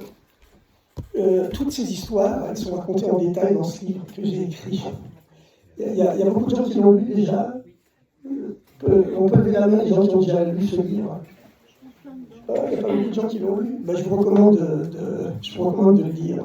Voilà, je me propose de le dédicacer à la fin de cette séance. En vérité, c'est très spécial. La vie des rabbis Lubavitch, le quatrième rabbi, alors lui, il représentait la sphira de la royauté divine. Netzach, la victoire. C'est la sphira du quatrième jour de la création, puisqu'il est le quatrième rabbi, qui a créé les étoiles, les planètes, etc. Et alors, tout enfant, il était très spécial, il était très riche. Il jouait à la loterie nationale russe, il a gagné plusieurs fois. Il était multimillionnaire, mais il avait donné le soir à tous les pauvres de Russie tout ce qu'il avait gagné pendant la journée. Il jouait à la bourse, il gagnait des sommes folles, jamais il perdait. Et le soir, il avait distribué tout ce qu'il avait gagné dans la journée. On dit qu'un rabbi, c'est cela, c'est quelqu'un qui donne le soir, qui a donné le soir tout ce qu'il a reçu le matin. Et on lui doit la fameuse devise, il dit a priori au-dessus. C'est-à-dire que le monde dit que lorsqu'on a un obstacle, on essaie de se faufiler en dessous, de le contourner par en dessous. Moi je dis a priori au-dessus, on passe au-dessus. Les pogroms en Russie ont commencé à son époque, et à la suite de l'assassinat du tsar libérateur Alexandre Ier, du coup son successeur Alexandre II a décidé de créer un antisémitisme d'État encore plus fort que celui qu'il y avait avant, et d'essayer de détourner le mécontentement populaire sur les Juifs, avec la fameuse stratégie du bouc émissaire. Le Juif a toujours incarné dans l'histoire, mais là c'était exponentiellement amplifié. Et donc le Rabbi Maharash, avec sa devise « a priori on passe au-dessus », eh bien c'est lui qui menaçait les ministres lorsqu'il les rencontrait de rencontrer les grands banquiers, les grands hommes politiques occidentaux, et de créer un boycott de toute l'économie russe et d'écraser l'économie russe si la Russie continuait ses pogroms. Il a réussi dans certains cas, mais il a quitté ce monde à son tour. Et puis il lui a succédé le Rabbi Shalom Goldberg, le Rabbi Rachab, et puis finalement le Rabbi précédent. Bon, alors vous savez, le Rabbi précédent, il a eu une vie terrible. Il a eu une vie terrible, le Rabbi précédent. Il a connu les 2 guerres mondiales. Il passait son temps à défendre les Juifs dans les pogroms en Russie. Et puis ensuite, quand il y a eu le communisme, ça a été encore pire. Et finalement, est-ce qu'on m'entend sans micro? On m'entend sans micro? Non, c'est mieux avec le micro? Ouais, c'est mieux, d'accord. Donc il a eu une vie terrible. Et sous le communisme, finalement, il a été condamné à mort. En 1927, l'année où Staline a pris le pouvoir. Il a écrit lui-même le récit de son séjour dans les prisons russes. Il raconte que quand il arrive... Alors moi j'ai écrit ça, j'ai eu le mérite, grâce à Dieu, de traduire le journal qu'il a écrit, dans lequel il raconte son enfance, l'éducation qu'il a reçue de son père, et son séjour dans les prisons russes. Enfin, il a été emprisonné 7 fois. 5 fois au temps du tsar, 2 fois au temps du communisme. La 7e fois, ça a été la pire. Il raconte que quand il arrive dans sa cellule, il y a déjà 3 détenus dans sa cellule qui l'accueillent. Et il y en a un qui est juif, qui le reconnaît, et qui lui dit « Rabbi, vous savez quoi? Essayez de dormir 1 heure pour vous reposer un peu. Parce que dans 1 heure, on va commencer à arracher les prisonniers dans leurs cellules et à les fusiller dans la cour. Les fusillades durent toute la nuit. Il vous reste 1 heure avant que ça commence. Essayez de dormir pendant 7 heures parce qu'ensuite, toute la nuit, les fusillades et les hurlements des suppliciés vous empêcheront de dormir jusqu'au matin. » Et il vit comme ça dans cet enfer. Il raconte lui-même que lorsque vient le soir, qu'on entend les pas des soldats dans les couloirs, que les portes s'ouvrent, qu'on arrache les détenus pour les amener à l'exécution, et que les pas s'approchent de sa cellule, il dit nos cheveux se hérissent sur la tête. On n'arrive plus à contrôler notre terreur, au point que lorsque les policiers nous donnent des ordres, on n'est plus capable de comprendre les ordres qu'ils nous donnent. Et à un moment donné, il est emmené au dehors de sa cellule et il se retourne pour voir ses co-détenus. Il se rend compte qu'il pleure parce qu'ils sont sûrs de plus jamais le revoir. Et les soldats qui l'accompagnent, effectivement, lui annoncent qu'il sera fusillé le lendemain. Et finalement, il est amené, après un séjour de plusieurs semaines en prison, il est amené devant le chef de la prison et il voit la sentence posée à l'envers, donc vers le chef. Il y a écrit son nom, il y a écrit condamné à mort, c'est raturé d'un trait rouge. Il y a écrit 10 ans de Sibérie. Il y a écrit niet, non. Il y a écrit 3 ans de relégation dans une petite ville de Russie, où il sera coupé de toute relation avec le monde extérieur pendant 3 ans. Il pourra se déplacer librement dans la ville, mais il sera exilé pendant 3 ans. Il a écrit oui. Et il demande quand est-ce qu'il part et quand est-ce qu'il arrivera dans cette ville de relégation. On lui dit, vous arriverez samedi. Il dit, ah bon, vous voulez me faire profaner Shabbat? Je reste en prison. Bon, il a eu un séjour en prison très très impressionnant parce qu'il avait décidé dès le départ qu'il n'écouterait personne. Et enfin, je ne peux pas tout vous raconter en détail parce que c'est très long, mais il est devenu le maître de la prison. Tout le monde lui obéissait. C'est un phénomène complètement fou qui s'est passé. Il raconte que la première fois qu'il arrive en prison, quand il arrive en prison, la GPU, la police, c'est la Gestapo soviétique, elle a décidé de le faire tuer sans jugement. On le pousse dans un couloir à gauche, où il y a un bourreau qui l'attend pour le tuer d'une balle dans la tête. Et lui, il bouscule les soldats et il dit « Quand on est perdu, on tourne à droite ». Et il part dans le couloir à droite et les soldats sont tellement ébahis par son comportement qu'ils ne réagissent pas. Et c'est comme ça que le premier soir, il a été sauvé. Ensuite, alors, il y a des épisodes incroyables qui racontent. Il raconte qu'il y a un système de torture psychologique dans les prisons soviétiques en 1927. D'ailleurs, le livre qu'il a écrit s'appelle « Traité de l'enfer ». Traité de l'enfer, premier cercle, deuxième cercle, troisième cercle. Malheureusement, je n'ai plus qu'un seul exemplaire de ce livre où j'ai traduit son journal. C'est un très grand écrivain. Il aurait pu être prix Nobel de littérature. Rabbi Yosef Yitzhak de Lubavitch. C'est incroyable ce style qu'il avait. Quand il décrit le moment où la police soviétique fait irruption à 2h moins le quart du matin, il écrit, par exemple, les aiguilles de l'horloge, noires comme des ailes de corbeau, indiquent 2h moins le quart du matin. C'est un style très poétique, en même temps très précis, très vif, très incisif. Et il raconte que lorsqu'il arrive dans la première salle des interrogatoires, il crie « On n'entend rien ». Un silence total règne dans cette salle. Ici, le silence imprègne tout. Il existe 50 prisonniers qui sont interrogés par 50 femmes policières. Les femmes policières ont toutes une cigarette à la bouche. Et les détenus qui sont terrorisés, évidemment, ne fument pas. Et chaque femme policière pose des questions uniquement à voix basse. Et les détenus sont mis dans une telle condition psychologique qu'eux aussi n'osent répondre qu'à voix basse. On n'entend que le bruissement des plumes sur le papier. Et il se trouve devant la femme, devant la secrétaire qui l'interroge, qui lui demande son nom. Il lui dit « Je vous donne mon nom, mais vous savez très bien qui je suis. Donc je vous donne mon nom, mon prénom et mon adresse, mais c'est pas la peine de me poser des questions. Vous êtes venu m'arrêter chez moi parce que vous me connaissez très bien. Donc je réponds à aucune question. » Elle lui demande « Mais votre métier ?» Il dit « Mon métier, je suis chercheur de Dieu. » Chercheur de Dieu, mais c'est pas un métier qui figure dans l'annuaire des professions de l'Union soviétique. Il nous faut un métier qui soit conforme à l'annuaire des professions de l'Union soviétique qui est ici. Quelle est votre vraie profession ? Je suis chercheur de Dieu, je n'ai pas d'autre profession. Et il commence à lui expliquer, d'après la Chassidoute, le secret de la Torah, qui est Dieu, où est Dieu, Dieu est partout, où n'est-il pas, Dieu est tout, et tout est Dieu. Puis Saint-Yron, il demande, ça ne vous dérange pas si je fume?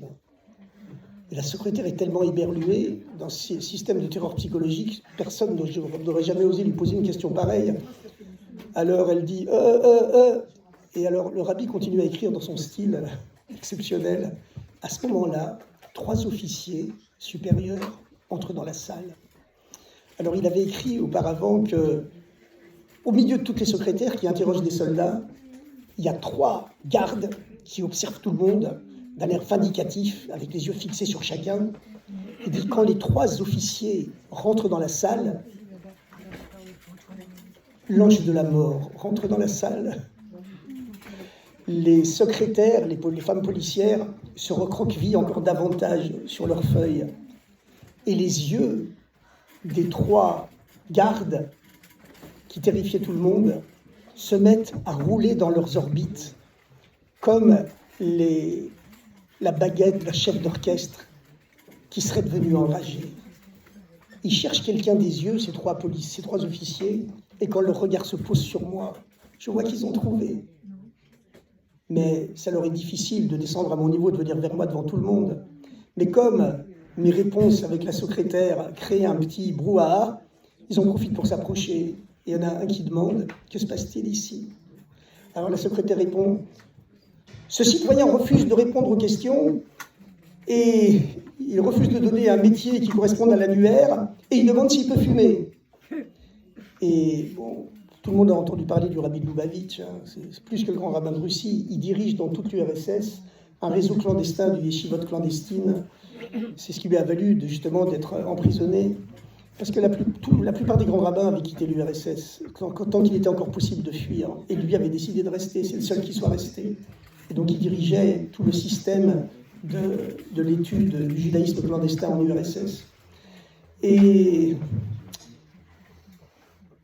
il y a une espèce de guerre psychologique qui commence entre lui et l'officier qui l'interroge. Et l'officier répond, ce n'est pas encore interdit de fumer ici. Ici, vous pouvez fumer. Et puis pour narguer un peu le rabbi, il lui lance, vous voulez du feu? Et le rabbi écrit, je sors des allumettes et je réponds, merci, j'ai ce qu'il faut. Et il dit, j'allume ma cigarette.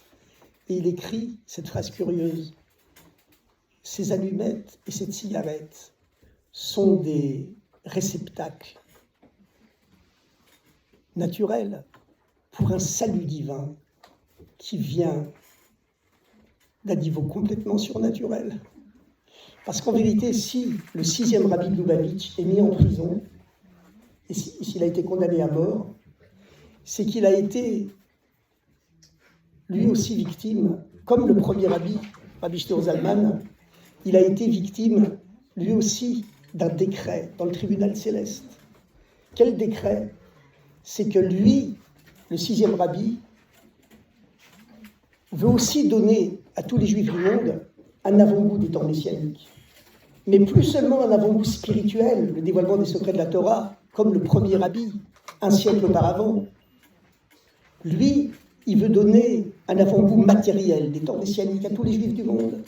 C'est-à-dire prouver à tous les juifs du monde, vous savez qu'à chaque génération, il y a un rabbi qui est l'âme universelle, il possède toutes les âmes du peuple juif en lui. Il veut prouver à toutes ces âmes qu'il a en lui que l'époque où un juif se soumet à un goy, c'est une époque terminée. Et que dorénavant, tous les juifs du monde pourront avoir accès à cet avant-goût, plus seulement spirituel, mais physique, matériel des temps messianiques, où plus jamais un goy ne pourra dominer un juif. Mais c'est lui qui doit montrer l'exemple, c'est lui qui doit réaliser ça. S'il réalise ça, il arrive à montrer qu'il est le chef de la prison, que c'est lui qui commande, que personne ne peut le dominer. À ce moment-là, il communiquera cette force à toutes les âmes qui vivent en lui. Et c'est comme ça qu'il s'est conduit tout le long de son séjour en prison. Bon, ça a commencé dès qu'il est venu se faire arrêter. Alors, il est venu se faire arrêter par 2 juifs. Les 2 officiers qui sont venus l'arrêter, c'était 2 chefs de ce qu'on appelait à l'époque la Yevsek, la section juive du Parti communiste. savez que le communisme, ça a été un véritable messianisme. Hein. Vous savez que l'idéologie communiste a été créée par un juif allemand qui s'appelait Karl Marx.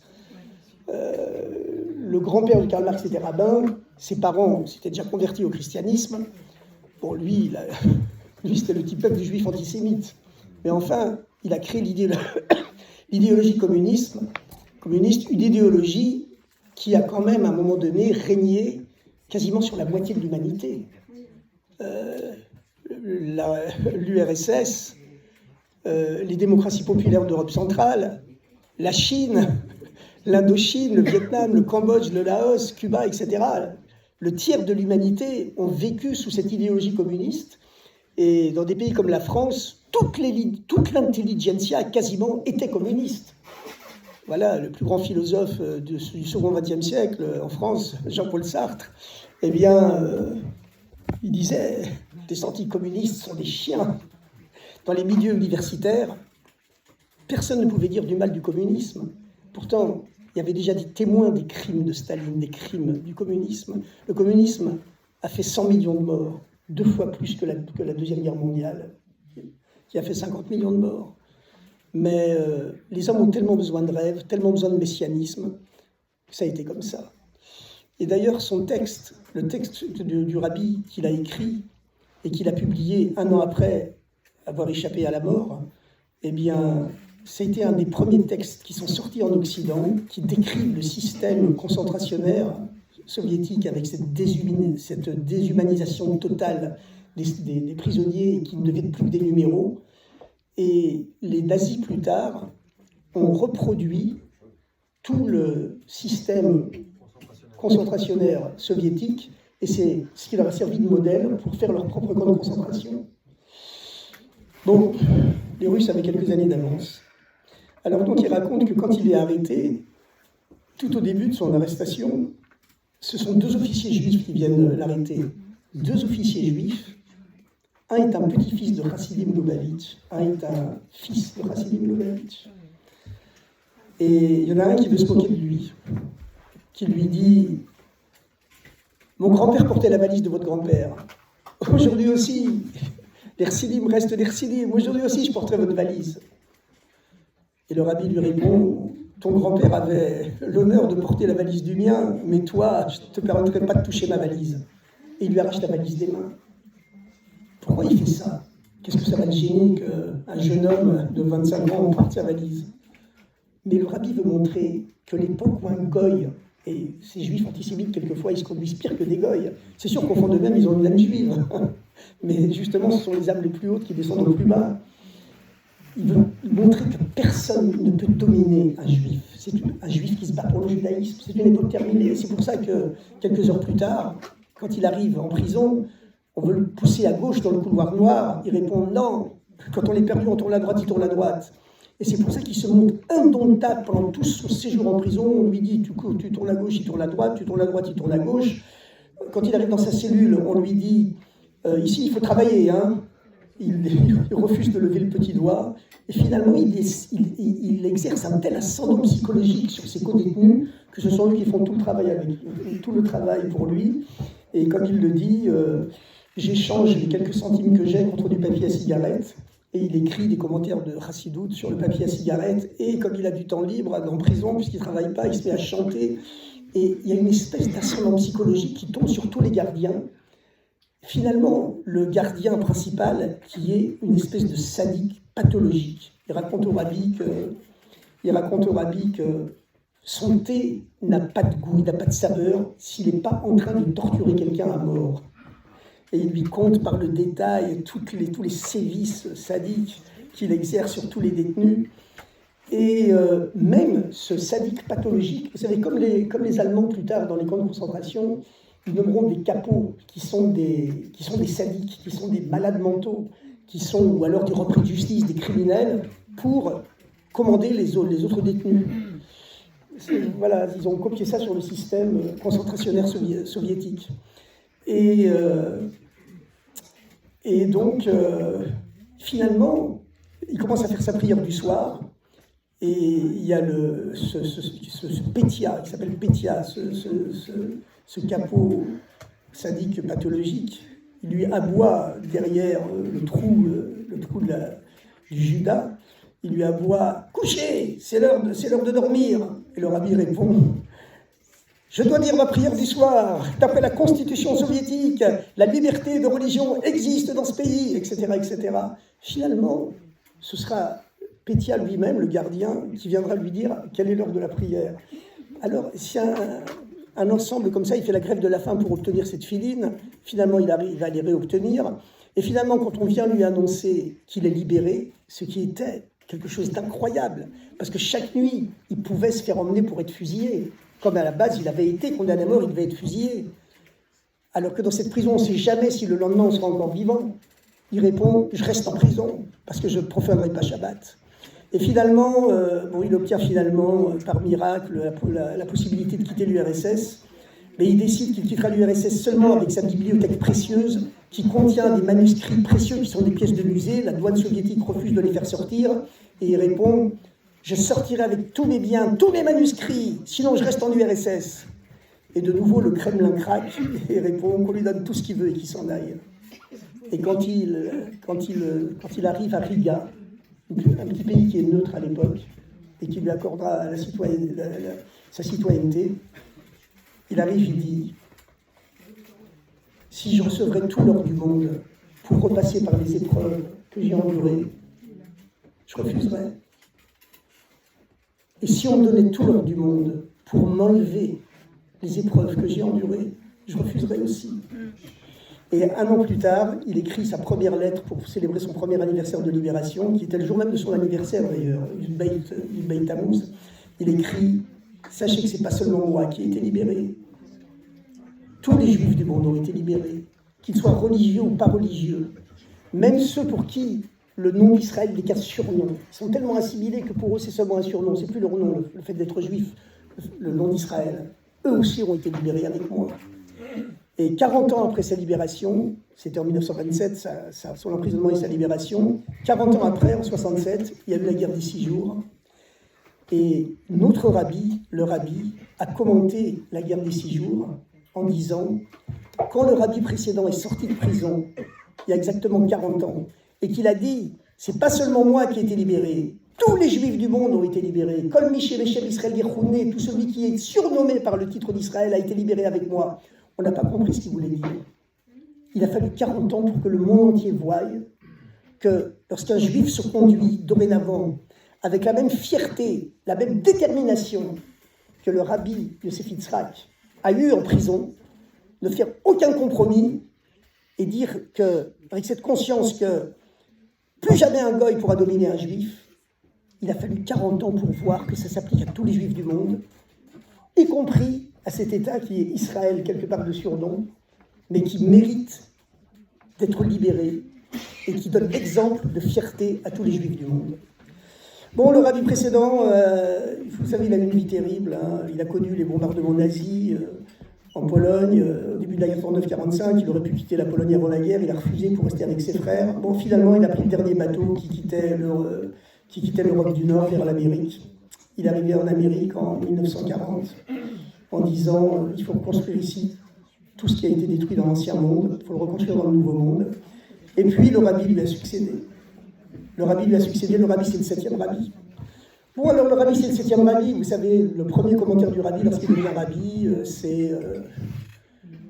Bon, le rabbi, évidemment, c'est comme Shabbat, c'est le 7e jour. Le rabbi c'est le 7e rabbi. Donc quelque part, comme il n'y a aucun rapport entre le Shabbat et les 6 jours précédents, quelque part, entre guillemets, il n'y a aucun rapport entre le rabbi et les 6 rabbis qui l'ont précédé. Bien sûr, le rabbi n'est que le fruit des rabbis précédents. Il est la 7e rabbi, il est la Sfirat Malchut de la royauté, qui ne fait que recevoir la lumière des sphirotes plus hautes, des sphirotes précédentes, celle qui est en dessous de tout, comme l'avait dit le Admour Hazaken à la cour du Tsar. Mais son premier commentaire, qui le sacre en tant que rabbi, qu'est-ce qu'il dit le rabbi? Notre rabbi, quand il devient rabbi, il raconte un midrash. Qu'est-ce que dit ce midrash? C'est un midrash très ancien, très connu, qui dit, lorsque Dieu a créé le monde, Dieu habitait le monde matériel. Mais ensuite, les péchés des hommes l'ont chassé. Il s'est exilé au 1er ciel, ensuite au 2e, finalement au 7e. Ensuite, se sont levés 7 maîtres qui, petit à petit, ont ramené Dieu, petit à petit, vers la terre. Abraham, le premier, a ramené Dieu du 7e au 6e ciel. Yitzhak, du 6e au 5e. Quand Moïse est né, Dieu était déjà redescendu au premier ciel, mais il était quand même prisonnier du ciel. Et comme Dieu était prisonnier du ciel, le peuple de Dieu, le peuple juif, était esclave sur terre, dans le monde matériel. Mais comme Moïse était le 7e, il a réussi à ramener Dieu du premier ciel sur la terre. Et comme Dieu est redescendu dans le monde matériel, le peuple de Dieu a été libéré, plus seulement spirituellement, mais aussi matériellement. Et il a pu reconquérir sa terre en Eretz Israël, etc. Le rabbi dit dans ce premier commentaire qui est le sacre en tant que rabbi, c'était une chose que personne n'avait jamais entendue dans le judaïsme. Et le rabbi dit, à notre époque aussi, comme on est la 7e génération, depuis le Admour Hazaken, Dieu redescend dans le monde matériel. Tous les juifs du monde seront libérés, tous les juifs du monde seront sauvés. Nous sommes la dernière génération de l'exil et la première des temps messianiques. Amen. Pourtant, en 1967, après la guerre des 6 jours, le rabbi refusera de dire qu'on est rentré dans les temps messianiques. Il dira la victoire miraculeuse des 6 jours, la résurrection miraculeuse du peuple juif sur sa terre en Israël, c'est un avant-goût des temps messianiques. C'est une bouchée de cette sécurité totale, de cette paix totale qu'on aura lorsque le Mashiach sera là. C'est un avant-goût, mais ce n'est pas les temps messianiques encore. Alors vous savez, cette dimension divine qui s'est incarnée dans le monde matériel et qui fait que plus jamais un goy peut dominer un juif, le rabbi a toujours voulu la transmettre à tous les gouvernements israéliens, à tous les juifs du monde. Selon vous, ce sera dans la souffrance ou alors... Pas du tout dans la souffrance, ça doit être uniquement dans le bonheur, uniquement dans la joie. Parce que là, pour l'instant, avec Israël et ce qui se passe là-bas... Oui, c'est vrai. Alors, écoutez, je pense que beaucoup d'entre vous qui étaient là quand j'ai fait ma conférence sur l'histoire d'Israël. Je vais vous la résumer très rapidement. Vous savez, en 1967, quand il y a eu la guerre des 6 jours, le rabbi a évidemment salué l'exploit des soldats, des officiers israéliens, mais il a dit aussi que c'était un miracle, qu'on devait reconnaître que c'était un miracle. Et il a considéré que le fait qu'Israël a reconquis la Judée-Samarie, la bande de Gaza, etc., le Golan, ce sont des cadeaux de Dieu, qui sont des avant-goûts des temps messianiques. Et que la seule façon d'avoir la paix, puisque la paix c'est bien sûr le but de toute l'histoire juive, la seule façon d'avoir la paix avec les Arabes, avec nos voisins, c'est de garder ces cadeaux que Dieu nous a donnés. Ah, trop tard. Et quand il a appris que le gouvernement israélien voulait absolument rendre les territoires contre des traités de paix, le rabbi a été désespéré. Et finalement, on s'est rendu compte au fil de l'histoire, vous savez que, comme je vous l'ai raconté la dernière fois, beaucoup de gens étaient là, mais il y en avait qui n'étaient pas là. Parce que je trouve qu'il y a plus de gens maintenant que lors de la dernière conférence. Alors, vous savez, le rabbi était en relation, notre rabbi, à partir du moment où la présence de Dieu est descendue sur la terre, tout a changé pour le peuple juif. On ne réfléchit pas à ça, mais vous savez quoi? Au début, quand le rabbi dit qu'on est la 7e génération, comme à l'époque de Moïse, et encore plus qu'à l'époque de Moïse, parce qu'il y a déjà une vision messianique maintenant qui n'existait pas encore au temps de Moïse, qui est descendu dans le monde matériel et qui permet que plus jamais les juifs du monde soient libérés. Quand le rabbi dit ça, c'est en 1951, il y a 3 millions de juifs qui sont prisonniers dans l'enfer soviétique, où c'est interdit sous peine de mort de faire tout acte de judaïsme. Il y a encore des centaines de milliers de juifs qui sont dans le monde arabo-musulman, qui ne savent pas s'ils ne vont pas être expulsés, tués du jour au lendemain. Et finalement, ça va prendre quelques dizaines d'années, encore 40 ans, et finalement, tous les juifs du monde seront sauvés. Parce que qu'est-ce qu'on voit aujourd'hui? Pour la première fois depuis 2000 ans, tous les juifs du monde sont libres de pratiquer le judaïsme complètement librement. Ça ne s'est pas produit depuis 2000 ans. Et ça, c'est dû au fait que Dieu, effectivement, est redescendu dans le monde matériel. Et le rabbi a toujours prévenu les gouvernements d'Israël qu'avec cette nouvelle force divine qui est redescendue dans le monde matériel, on n'avait plus à craindre l'opinion publique mondiale. On n'avait même pas besoin de craindre les Américains. Dieu nous bénit directement parce qu'on est déjà à la veille des temps messianiques et que Dieu est redescendu dans le monde matériel. Et effectivement, les Juifs de Russie ont été libérés de façon complètement miraculeuse. C'est le miracle de l'histoire. Et puis, bon, comme je l'ai raconté la dernière fois, vous savez, les prédictions du Rabbi pour les guerres d'Israël, elles se sont toujours réalisées de façon incroyable. Bon, je me souviens, j'avais parlé la dernière fois, je vais juste le synthétiser rapidement, mais après la guerre des 6 jours, quand le gouvernement israélien a construit tout le long du canal de Suez une ligne de fortification qu'il jugeait imprenable, qui s'appelait la ligne Bar-Lev, qui était un ensemble de blocos, de fils barbelés, de sacs de sable, de champs de mines, tout le long du canal de Suez, qui devait être imprenable, que les Égyptiens ne pourraient jamais prendre.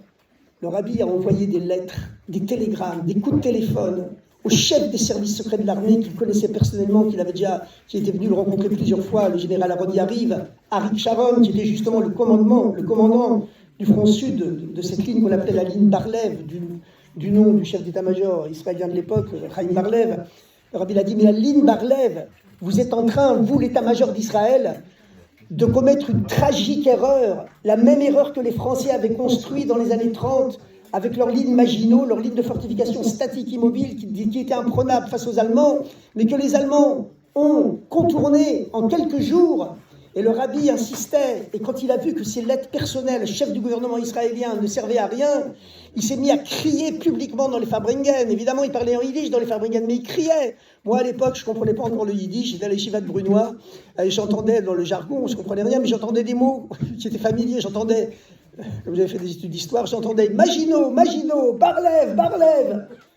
Et je me faisais traduire par les autres étudiants qui parlaient yiddish, et qui me disaient, le Rabbi est en train d'expliquer, de crier que le gouvernement israélien est en train de commettre actuellement la même erreur tragique que les Français avaient construite avec leur ligne de fortification imprenable face aux Allemands. Les Allemands l'ont pris en quelques jours, et le Rabbi crie que la ligne Bar-Lev ne tiendra même pas quelques heures. Et c'est ce qui s'est passé malheureusement. Le premier jour de la guerre de Kippour, le gouvernement israélien n'avait pas voulu écouter le Rabbi, et la ligne Bar-Lev a été écrasée en quelques heures. Et il s'est fallu d'un vrai miracle pour que Israël soit sauvé. Moshe Dayan, qui était ministre de la Défense à l'époque, face au déferlement des armées syriennes au nord et de l'armée égyptienne au sud, qui a écrasé la ligne Bar-Lev en quelques heures, comme l'avait dit malheureusement le Rabbi, et qui s'est avancé de 20 km en quelques heures dans le Sinaï, et puis qui brusquement s'est arrêté comme ça. Le Rabbi a dit le miracle de la guerre de Kippour a été plus important que celui de la guerre de 6 jours. Parce que normalement, si les Syriens et les Égyptiens continuaient, ils arrivaient à Tel Aviv, que Dieu préserve, en quelques heures. Mais la terreur d'Israël est tombée sur eux. Et ils sont arrêtés sans aucune raison rationnelle, véritable. Et vous savez, auparavant, entre ces deux guerres, entre la guerre des 6 jours et l'écrasement de la ligne Bar-Lev, 6 ans plus tard, en 1973, il y avait eu l'épisode de la guerre d'usure. C'était les Égyptiens, guidés et équipés par les Soviétiques, qui bombardaient les Israéliens sur la rive opposée du canal de Suez. Dans la ligne Bar-Lev, les soldats dans les blocos de la ligne Bar-Lev étaient harcelés par des bombardements terribles, intensifs, qui ont fait des centaines de morts. Entre les deux guerres, 6 jours en 67 et Kippour en 73, cette guerre d'usure, comme on l'appelle en Israël, Milchemet HaHatasha, elle a duré 2 ans, 68-70. En août 70, il y a eu un cessez-le-feu. Et le Rabbi a envoyé des lettres, des télégrammes, des coups de téléphone et des contacts directs au chef des services secrets de l'armée, le général Aaron Yariv, qui connaissait personnellement, à Arik Sharon, qu'il connaissait personnellement, à qui il avait sauvé la vie une fois par un vrai miracle. Arik Sharon, en 68, était en entretien personnel avec le Rabbi. Ils sont restés 2 heures, il pensait que le Rabbi lui parlerait que de religion, et le Rabbi lui a parlé que de stratégie militaire, et à la fin de l'entretien, Sharon a dit au Rabbi, vous savez, j'ai mon avion, là, tout de suite je dois partir. Le Rabbi lui a dit, non, tu prendras l'avion suivant, c'est pas grave. Il a beaucoup insisté, Sharon a accepté. L'avion que Sharon devait prendre a été détourné en Algérie. Ils avaient appris qu'il y avait un général israélien important qui serait sur ce vol. Et il n'était pas là. Il a été sauvé par le Rabbi. L'année d'après, Sharon est revenu voir le Rabbi. Il lui a demandé, mais pourquoi vous n'avez pas prévenu carrément que l'avion serait détourné? Le Rabbi lui a répondu, Dieu cache ce qu'il veut et dévoile ce qu'il veut. En tout cas, en 70, quand il y a eu le cessez-le-feu sur la guerre d'usure, le Rabbi a écrit, a téléphoné, a parlé directement à Sharon, à Yariv et à tous les chefs d'État israéliens, au président de l'État, Zalman Shazar, etc., avec qui il avait des liens très proches. Il a supplié Israël de ne pas accepter le cessez-le-feu en disant « Mais tout celui qui n'est pas conscient que les Égyptiens, guidés par les Soviétiques, ont voulu ce cessez-le-feu uniquement pour préparer leur prochaine guerre et qu'à cause de ce cessez-le-feu, ils peuvent maintenant implanter des batteries de missiles anti-aériens tout le long du canal de Suez qui paralyseront l'aviation israélienne. lors de la prochaine guerre qui va devenir atroce. Et le rabbi pleurait dans les Fabringen. On l'accusait d'être un militariste, d'être un excessif. Le rabbi disait, mais vous savez, moi, je ne supporte même pas de voir un animal tué devant moi. Mais il pleurait à cause de la prochaine guerre. Et c'est ce qui s'est passé exactement pendant la guerre de Kippour. Hein. Les premiers jours de la guerre de Kippour, tous les avions israéliens étaient abattus malheureusement par les batteries de missiles, les SAM-4, SAM-5, SAM-6, que les soviétiques avaient, à l'ombre de ce cessez-le-feu, avaient installé tout le long de la... Bon, etc. Ensuite, vous savez, quand il y a eu les accords d'Oslo en 93, le rabbi a prévenu tout ce qui allait se passer, que ça déboucherait sur une deuxième intifada, et c'est ce qui s'est passé. Et quand Sharon, qui connaissait très bien le rabbi pourtant, a évacué Gaza en 2005, le rabbi n'était plus là à l'époque, mais ses disciples, on a tous été voir Sharon, on l'a supplié de ne pas évacuer Gaza au nom du rabbi, mais il n'a pas été capable d'écouter. Il y a eu ce qui s'est passé avec... il y a eu ce qui s'est passé avec le 7 octobre, etc. Mais maintenant, vous savez quand même, Bibi Netanyahou, on peut lui reprocher plein de choses, mais en tout cas, il a été reçu personnellement plusieurs fois par le rabbi, il a été très très impressionné. Et il a reçu des bénédictions incroyables du rabbi d'ailleurs. Quand il avait dit au rabbi qu'il arrêtait d'être ambassadeur d'Israël à l'ONU, qu'il allait devenir Chaver Knesset, membre du Parlement israélien, il y a 120 députés au Parlement israélien, le rabbi lui avait dit « Alors, tu auras 119 personnes contre toi, mais c'est pas grave, parce que Dieu est avec toi. » Et il a battu tous les records de longévité politique en Israël, plus que Ben Gurion. Bon, en tout cas, c'est clair que si on avait écouté le rabbi, qui était conscient de cette force divine, de cette présence de Dieu qui est redescendue dans le monde matériel, et qui fait que tous les juifs du monde aujourd'hui, on ne peut plus être dominés par l'égoïsme, c'est fini, on a cette force très messianique. Et le rabbi a tout fait pour la communiquer à l'ensemble du peuple juif, et également au chef du gouvernement israélien. Et petit à petit, cette prise de conscience, elle se fait, malgré tout. Vous savez, aujourd'hui, tous les Israéliens, pour l'écrasante majorité, ils sont quand même conscients qu'avoir rendu Gaza, ça avait été une tragique erreur. Ils sont conscients qu'avoir rendu le sud du Liban, ça avait été une tragique erreur. Ils sont conscients que rendre la Judée-Samarie aujourd'hui, c'est impossible. La majorité, l'écrasante majorité des Israéliens en est aujourd'hui conscients. Alors finalement, malheureusement, il a fallu ces souffrances, comme vous avez dit, pour le comprendre. Malheureusement. Et le rabbi voulait nous éviter toutes ces souffrances, et c'était possible. Vous savez, le rabbi pleurait quelquefois dans les Fabringen, à cause de toutes ces souffrances que l'incompétence du gouvernement produisait sur nos frères d'Eretz Israël, et finalement sur nous tous, malheureusement, parce que notre sécurité en diaspora, elle dépend de ce qui se passe en Israël. Mais finalement, il faut savoir une chose. Comme toutes les prédictions du rabbi sur Israël se sont réalisées, toutes ces prédictions, lors de la guerre d'usure, pour la guerre de Kippour, pour les accords d'Oslo, dont le rabbi avait dit au départ que ça porterait une catastrophe, ça a été la catastrophe de la deuxième intifada. La première intifada, c'était l'intifada des pierres entre 1987 et 90. Elle a fait 50 morts en Israël parce que les pierres pouvaient tuer. Mais la deuxième intifada, pendant tous les accords d'Oslo de 1993 à 2000, le gouvernement israélien avait donné à la police palestinienne des dizaines et des dizaines de milliers d'armes pour maintenir l'ordre. Dès que les accords d'Oslo ont échoué, qu'ils ont refusé le partage de Jérusalem, tous ces policiers palestiniens, ils ont retourné les armes que Israël leur avait données contre nous, contre les citoyens israéliens. Et tout le monde s'est rendu compte que la prophétie du rabbi, malheureusement, elle s'était réalisée. Je dis malheureusement, on aurait préféré qu'elle ne se réalise pas, parce que vous savez que si un prophète annonce des mauvaises choses qui ne se réalisent pas, ça ne veut pas dire que c'est un faux prophète. Si il annonce des bonnes choses qui ne se réalisent pas, ça veut dire que c'est un faux prophète. Mais pas si les catastrophes qu'il annonce ne se réalisent pas, je veux dire, parce que Dieu peut changer le mal pour le bien, mais il ne change pas le bien pour le mal. Bon, en tout cas, il faut savoir une chose, c'est que le rabbi nous a donné cette force. Il nous a dit que l'époque où un goy peut dominer un juif, c'est une époque terminée. Il ne faut pas avoir peur de l'antisémitisme, c'est pas vrai. Il ne faut pas fuir la France, c'est pas vrai. Le mot fuite n'existe pas chez nous. Si on va en Israël, c'est qu'on y va la tête haute, parce qu'on pense qu'on pourra mieux servir le peuple juif en Israël qu'ici. Chacun sa place. Il y en a à leur placer en Israël, il y en a à leur placer ici. C'est comme ça, tant que ma chair n'est pas complètement dévoilée. Mais la prophétie du rabbi, qu'il a répétée des dizaines et des centaines de fois, si ce n'est pas des milliers, que Mashiach est beaucoup plus proche aujourd'hui que tout ce qu'on peut imaginer, comme toutes ces prophéties se sont réalisées. eh bien cette prophétie-là, c'est certain qu'elle va se réaliser très prochainement. Chers amis, vous savez quoi? Je me sens dans l'obligation de vous proposer ce livre, que je vais vous dédicacer maintenant. Il coûte 25 €. Je ne peux pas le vendre moins cher, mais franchement, c'est voilà. Donc, avec plaisir. Je le dédicace avec plaisir. J'attendais que vous Ouais. Vous parliez du Mashiach. On est dans le 10e millénaire, que le Mashiach viendrait très bientôt. Il y a des versets dans le Talmud qui disent qu'il faudrait qu'on respecte un Shabbat tous ensemble.